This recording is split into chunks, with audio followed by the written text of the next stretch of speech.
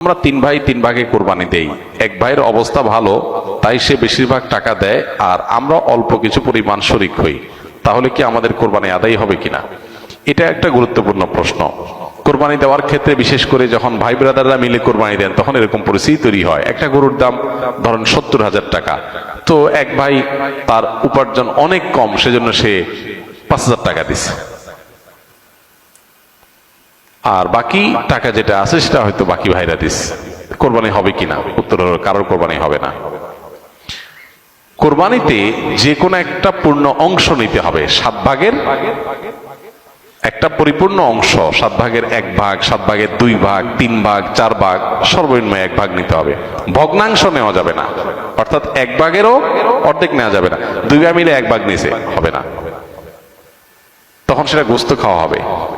পশু জবাই হয়ে গেছে সহি পদ্ধতিতে, গোশত খাওয়া হবে, কিন্তু কোরবানি হবে না। কোরবানি বিশুদ্ধ হইতে হলে প্রত্যেককে পূর্ণাঙ্গ একটা ভাগ নিতে হবে। হ্যাঁ, এখন এমন হতে পারে যে এক ভাইকে আল্লাহ আর্থিক সচ্ছলতা দিয়েছেন, বাকিদেরকে দেন নাই, তো কি হবে?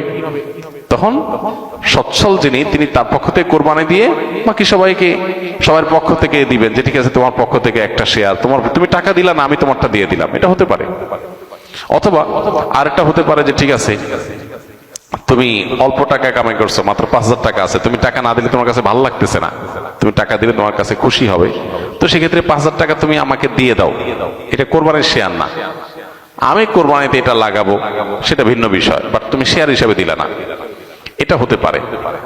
প্রবাসীরা অনেকে একটা কাজ করে, বিশেষ করে মিডিল ইস্টে যারা থাকে, অনেক প্রবাসীরা কোরবানি ঈদের দিন নিজেরা একটা ছাগল জবাই করে। তো রুমে 5 জন থাকে, এখন 5 জন মিলে একটা ছাগল জবাই করলে ওই ছাগলের টাকা তারা ভাগ করে। এই যে এক ছাগলে কয়জন শরীক হইতে পারবে, কয়জন কোরবানি দিতে পারবে? একজন। ভগ্নাংশ দেওয়া যাবে না। তাহলে একজন কোরবানি দিলে রুমের যে কোনো একজন কোরবানি দিবে, তো বাকি 4 জন তারা কি বসে বসে খাবে? গোশত তো সবাই খাবে, তো এই জন্য তারা 5 জন মিলে ভাগ করে টাকা দেয়।